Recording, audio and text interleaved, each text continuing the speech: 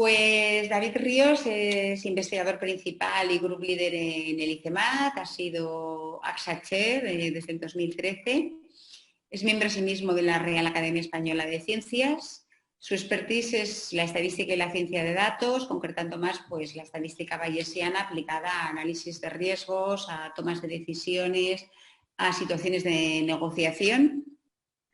Anteriormente fue catedrático en la Universidad Rey Juan Carlos I y, como veis, pues una persona concretamente muy en el eje de lo que decíamos hoy, ¿no? Alguien que para su propio trabajo necesita acceder muchas veces a otros datos, pero que a su vez genera datos que son de una gran, digamos, utilidad para otras comunidades, ¿no? Así que, bueno, pues David nos va a contar un poco su propia experiencia poniendo en práctica estas cosas de las que nos ha hablado Marta. Adelante, David, y muchas gracias por todo. Pues gracias. ¿Veis las trampas? Sí, está perfecto lo de la pantalla. Vale. Bueno, pues gracias por la invitación. Bueno, no sabía muy bien de qué queríais que hablase, pero entonces lo que he decidido es dar una visión personal de una pequeña experiencia sobre distintos planes de gestión de datos que hemos tenido que impartir en algún momento y, bueno, al hilo de las cuestiones que se han venido discutiendo, especialmente en la charla de Pilar, pues quería hablar, bueno, aprovecho mis 15 minutos de gloria para hablar de algunas cosas más. Entonces, quería contar historias en plan abuelo cebolleta de los dos planes de gestión de datos que hemos tenido que hacer que han estado bajo mi responsabilidad en un par de proyectos europeos y bueno, por último, acabar con algunas reflexiones. Pues el primer plan es del proyecto que se llamaba Cibeco y bueno, básicamente era desarrollar nuevos mecanismos de ciberseguros y ahí, bueno, era un proyecto, lógicamente las matemáticas, la estadística eran muy relevantes, pero bueno, la parte, digamos, experimental se refería a, bueno, hacer experimentos económicos muy grandes a través de Internet para ver el comportamiento de personas en situaciones de riesgos. Bueno, los conceptos matemáticos claves eran análisis de riesgos, análisis de riesgos adversarios y juicios de expertos. Era un programa dentro de lo que se llaman sociedades seguras y eso incluye pues, una serie de requisitos adicionales sobre aspectos de seguridad. Y bueno, ICEMAT tenía la dirección científica y entonces teníamos el dudoso honor de decidir y entrábamos en el plan este Open Data, que, bueno, como habéis dicho, era programa voluntario. Si no había que declararlo, si no se hacía, había que declararlo explícitamente, y si pues había que hacer un entregable. Entonces, como tal, pues, no sé si bien, pero es básicamente un pequeño marrón. Pues intentamos que otros socios lo acometiesen ese marrón y, bueno, pues nadie lo quiso hacer. Bueno, pues porque este proyecto es de hace ya unos cuantos años y era una cosa bastante nueva. Y entonces, lógicamente, se convirtió en un gran marrón que, bueno, pues como encargados del proyecto, pues tuvimos que asumir nosotros. Aquí está descrito el abstract y, bueno, pues da una idea un poco de las cosas que hay que hacer. Bueno, básicamente decíamos que hay que hacer un plan de gestión. El proyecto exigía un plan de gestión de acuerdo con los principios FAIR que ha mencionado Marta hace un momento.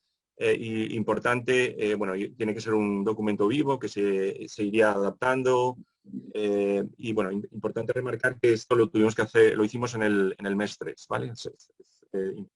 Y por cierto está disponible en el sitio web del proyecto por si alguien lo quiere ver, aunque está un poco anticuado como ahora veremos porque desde entonces ha llovido un poco. Eran tiempos en los que esta iniciativa estaba esencialmente comenzando y bueno, pues los project officers lo tomaron de forma un poco laxa, digamos que todavía no era tan acuciante la tensión como, bueno, parte de esta historia es justo ver la evolución de esa. La estructura básica es, bueno, pues había algunas plantillas, no había tantas como hay ahora, y bueno, pues con cierto expertise que había en protección de datos y similares, pues nos apañamos Y bueno, básicamente hacíamos una introducción. Hablábamos primero del plan de implementación y el proceso el proceso de implementación y actualización. Y bueno, ahí cometimos un error, ¿vale? Entonces, de los errores está bien aprender. Dijimos que lo íbamos a poner en el sitio web del proyecto y que incluía una parte privada, etcétera. Y bueno, el error está claro, es que el proyecto acabó hace pues 2 o 3 años. Pues las personas que se encargan de esa web se han cambiado de institución, etcétera. Entonces no es actualizable y bueno, lógicamente es un error y hay que dar otras soluciones como luego como ha mencionado ya Marta y como luego mencioné.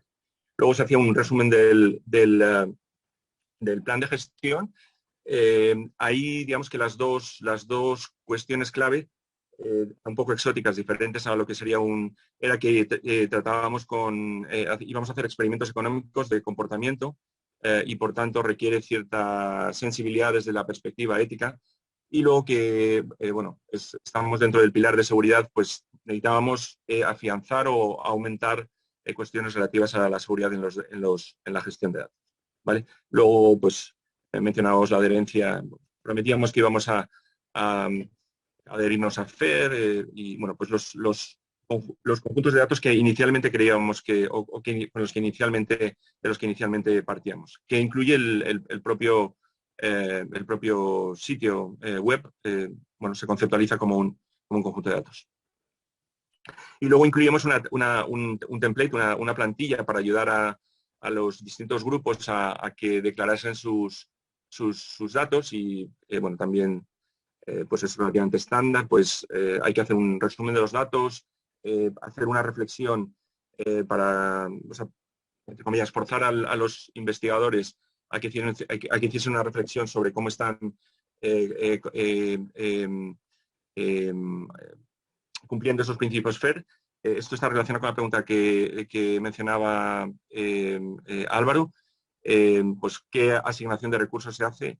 Y aquí debo indicar que en los proyectos europeos, bueno, es una tarea, un entregable y por tanto se pueden declarar personas mes para más los recursos indirectos que mencionaba también Jesús en la web. Entonces, bueno, pues digamos que sí que hay unos costes, al menos en los proyectos europeos para esto.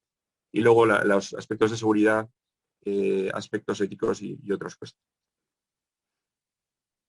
Vale. Aquí debo decir que, bueno, como era un proyecto dentro de las sociedades seguras, pues necesitábamos dentro de una estructura dentro del proyecto que era pues un grupo encargado del escrutinio de la seguridad y bueno, pues eso facilitó bastante.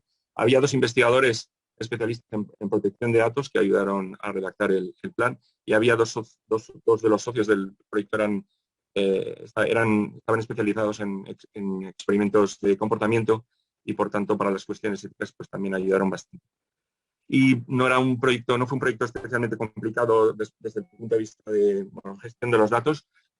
Básicamente hicimos unos experimentos de gran escala en Internet con 40.000 usuarios, pero bueno, eran con una empresa que realiza experimentos por Internet, por tanto está muy securizada, la transmisión es segura a los servidores de los socios que procesaron sus propias instalaciones, entonces no había problemas especialmente complejos. Y como digo, aquí, digamos, en el transcurso del proyecto, digamos que probablemente esta presión que mencionó el primer día Pilar y ha confirmado ahora Marta, digamos que se fue viendo. Y de hecho no nos pidieron una actualización del plan, solo que al final nos recordaron que teníamos que colgar el software y los conjuntos de datos y en concreto pues nos dijeron que no era una buena idea nuestro sitio web y nos recomendaron que usásemos Zenodo, ¿vale? Que estaba empezando en esos momentos, pero bueno, así en línea con lo que ha dicho Luis, unos datos de un experimento, relativamente interesante, pues han tenido ya 55 descargas que no están. Quiere decir que hay 55 personas, 55 investigadores que están utilizando esos datos. curioso, es interesante. Bueno, como ya os he dicho, las publicaciones en general se hacían en Open Access.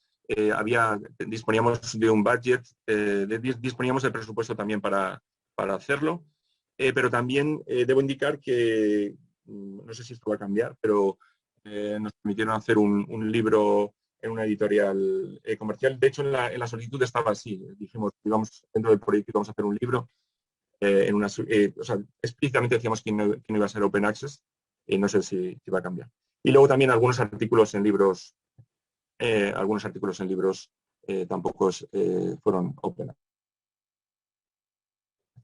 Pero como si dijésemos, eran tiempos bastante relajados en esta historia.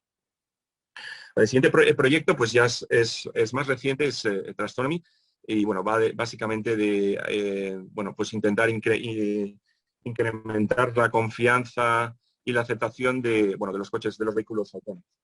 Esencialmente el proyecto va de desarrollar en 6 direcciones distintas cuestiones relativas a la aceptación de estos vehículos. Y bueno, pues la parte matemática o más matemática, que es una de las que hacemos nosotros, es pues estos vehículos tienen que tomar decisiones autónomas en un sentido ético y bueno, pues cuáles son los modelos matemáticos que hay. Ahí somos partner, pero bueno, pues nos endosaron, dada nuestra experiencia, nos endosaron a hacer el marrón, nos lo endosaron directamente y tuvimos que hacer el plan de gestión, que por otra parte, o aparentemente, pues era, que ya teníamos experiencia, pues bueno, pues vamos a hacer lo mismo, es lo que diríamos. En este caso, curiosamente, por decisión del proyecto, del director, del coordinador del proyecto, el documento es confidencial, ¿vale? Pero bueno, si me pagáis una caña la próxima vez que nos veamos, os lo puedo pasar. También como indicar que también lo tuvimos que hacer pronto, entregamos en el mes 6 y aquí hay 2 novedades. La primera está aquí remarcada en rojo, es que en ese tránsito pues salió la GDPR, el Reglamento General de Protección de Datos, que ha cambiado bastantes cosas. Y bueno, pues de nuevo decíamos, pues más o menos, tenemos que aplicarnos al Fair Data Management. Aquí, además, ahora escribir brevemente, pero hay muchos más experimentos, como si dijésemos, más delicados, entonces hay que pensar más en las cuestiones éticas. Y bueno, también decíamos que es un documento vivo que va a ir evolucionando a lo largo del tiempo. Vale, entonces, ya he mencionado el GDPR, introduce un cambio y, entre otras cosas, tuvimos que declarar un officer encargado de los datos, que es el coordinador del proyecto, o sea, es un marroncete que se lleva el coordinador del proyecto. Y luego aquí va a haber muchísimas más transferencias de datos entre socios. Son datos mucho más complejos de los que mencioné antes. Los otros eran básicamente tablas CSV, pero aquí hay ya imágenes, hay vídeos, y lo que necesitamos es introducir un mecanismo que nos permite, una plataforma que provee uno de los socios, que es una plataforma de transferencia de esos vídeos, etcétera, para hacerlo mucho más eficiente. Entonces hace un poco más sofisticado e interesante. Digamos que esas son las cosas que tuvimos que cambiar respecto al plan estándar. Vale, la estructura del documento del plan era parecido, lo único que había que hacer una referencia a la GDPR y luego ya directamente aquí corregimos el error inicial. Dijimos antes un sitio web, lo vamos a hacer en nuestro sitio web y bueno, Zenodo ya está bastante evolucionado, etcétera, etcétera. Y lo que dijimos es que vamos a usar Zenodo y vamos a poner un link desde nuestro sitio web a Zenodo. Y luego, también la otra cuestión que he dicho del Data Project. El resto de la estructura es muy parecido, un poco más de incidencia en las cuestiones de ética y seguridad. Y los datasets iniciados ya sabíamos, ahí teníamos más claro, pues tenemos varios pilotos en varios países y pues tenemos claro que de ahí van a salir datos y los hemos predeclarado inicialmente. Y luego está esta plataforma que hemos dicho de gestión de datos, de transferencia de datos. Y aquí es, digamos, la cuestión cultural. El Project Officer es mucho más proactivo. Quiere decir que este cambio cultural que hemos mencionado, pues, digamos, nos pone un poco más de presión y, de hecho, los anteriores pasaron completamente de las revisiones y está exigiendo revisión del plan, ¿vale? Y, bueno, pues tenemos una tarea. Y una serie de cosas también que antes no existían y ahora hay. Pues ahora hay Bruselas tiene un crawler que avisa de los artículos que mencionan el proyecto, tanto en Archive como en revistas, pero digo, aparentemente no los que aparecen o sea, que caza Archive y las revistas comerciales, como si dijésemos, pero no GitHub. Entonces, eso manda, digamos, un aviso a la persona encargada digamos, de subir los artículos o las contribuciones que estén haciendo, digamos que están mucho más alerta de lo que estamos haciendo, ¿vale? Y luego aquí el Zenodo está siendo tremendamente útil. Digo, pues no, bueno, primero es un consorcio, entonces es más natural usarlo en un repositorio neutro, no de una institución. Y bueno, mi postura es que es mejor utilizar o sea, es como el localismo de poner digamos, los documentos en el repositorio pues yo qué sé, de la Comunidad de Madrid, pues yo creo que es mejor, personalmente creo que es mejor un sitio como Zenodo, que es como más neutro. ¿Vale? Bueno, aquí he puesto una vista de Zenodo, no es solo para datos, sino también para artículos y algunos de los artículos que hemos puesto y, bueno, si hacemos link a esos en los distintos sitios, pues vemos que va pues a los artículos que están en acceso abierto o bien en Archive, ¿vale? Y en algunos, bueno, pues digamos que tienes la opción de poner en periodo de embargo, entonces, bueno, digamos que satisface muy bien las necesidades habituales. ¿Vale? Digamos que esas son las dos experiencias y luego me gustaría comentar algunas cuestiones que no se han mencionado mucho. La primera es para la reproducibilidad. Bueno, pues desde hace unos cuantos años, pues bueno, sobre todo la gente de ciencias de la computación, pero cada vez más en estadística, bueno, desde luego en aprendizaje automático y en inteligencia artificial, pues bueno, es la costumbre de utilizar GitHub, ¿vale? Digamos, es un aspecto de responsabilidad social en línea con lo que ha preguntado Luis antes. Y ahí, bueno, pues típicamente también un poco en línea de lo de la brecha generacional, yo no soy, sino mis estudiantes y mis postdocs, pues los que incluyen pues las descripciones se incluye el código que se ha utilizado, los conjuntos de datos, y bueno, pues ponemos una coletilla típica que sería el código para los experimentos, se utiliza usando pues el software, bla, bla, bla, y se libera en el código en este sitio de GitHub para cuestiones de reproducibilidad. Y también mencionando muy interesantes que ahí, bueno, pues también pues depositamos los materiales de curso, ¿vale? Pues ahí tenéis un ejemplo de pues, nuestro curso de aprendizaje automático y R, ¿vale? Aquí pongo un ejemplo bueno, pues de un artículo, el aspecto que tiene pues la descripción de los experimentos.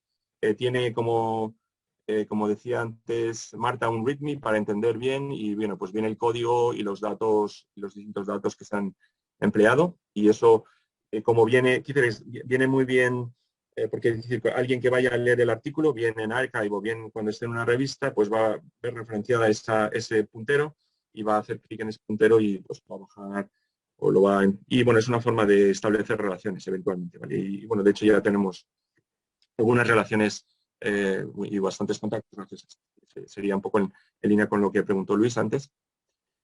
Luego hay una cuestión bastante importante, al menos bueno, en el tipo de investigación, en una buena parte de la investigación que nosotros hacemos, pues hay intereses comerciales, ¿no? Bueno, en parte directamente nuestros, pero también que se hacen con socios que requieren pues, protección comercial de datos o protección comercial de secretos industriales o preindustriales. Por ejemplo, bueno, me gustaría añadir, que no lo mencioné antes, pero que cuando hacemos el plan bueno, pues decimos que algunos entregables son confidenciales, otros son públicos, otros son solo para que los vea el project officer, etcétera, ¿vale? Hay varias formas, pero eso es cambiable, ¿vale? Una vez que decidimos, pues por ejemplo, del proyecto primero que mencioné, el software principal era, bueno, pues a uno de los socios comerciales les pareció que era pues bastante jugoso y solicitaron, inicialmente habíamos dicho que iba a ser Open Access, pero bueno, pues se produjo una petición al Project Officer y autorizó a que bueno, pues se preservasen los intereses comerciales.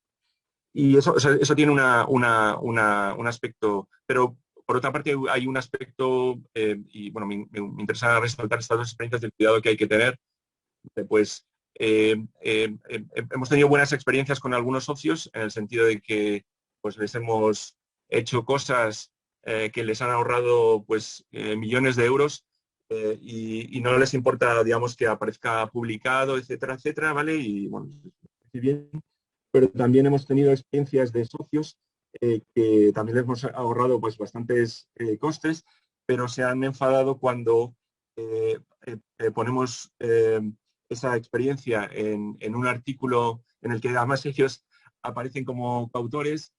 Un periodista, sin estar todavía publicado en una revista, un periodista caza esa información, lo pone en un titular y bueno, realmente han sido situaciones bastante complicadas desde un punto de vista de relaciones personales y políticas, como si dijésemos. Entonces, esta es una cuestión bastante importante que hay que tener en cuenta en estas reflexiones que estamos haciendo de acceso abierto y similares. Y luego me gustaría acabar con una pequeña reflexión.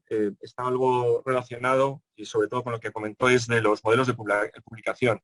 Y ahí, digamos, además estoy compartiendo ahora con Luis una experiencia de este estilo, es el tsunami que nos viene.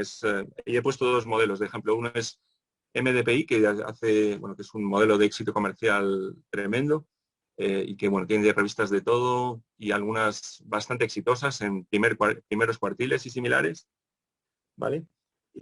Pero curiosamente todavía no son bien aceptadas por la comunidad. Tengo un ejemplo reciente de una evaluación, fuera de España, una evaluación de candidatos y bueno, pues digamos las primeras valoraciones que hace uno antes de las reuniones, bueno, pues gente que tenía pues bastantes artículos en estas revistas MDPI que están muy bien posicionadas y al llegar a la reunión me dijeron que no, que esas no cuentan, ¿vale? Pues es decir, que a pesar del éxito y de que están digamos, en los rankings habituales, eh, eh, pues digamos que todavía hay cosas que tendrán que cambiar. Y el segundo es el tradicional Springer, ¿vale?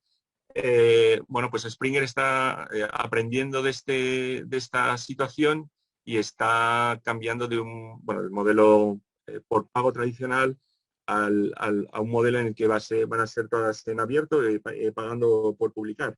Y esto es un tsunami que nos va a afectar, o sea, por narices, y no hay demasiada capacidad de negociación por el momento. Y bueno, ahí pongo el ejemplo, nuestro ejemplo que bien conoce Luis, sobre Raxam. Y entonces es algo también sobre el que es muy importante que la comunidad reflexione.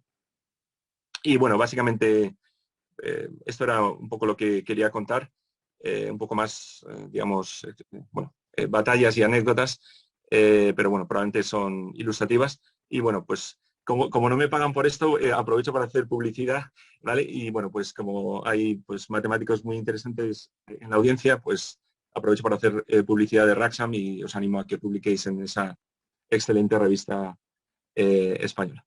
Y muchas gracias también a la organización por invitarme a dar estas palabras. Gracias.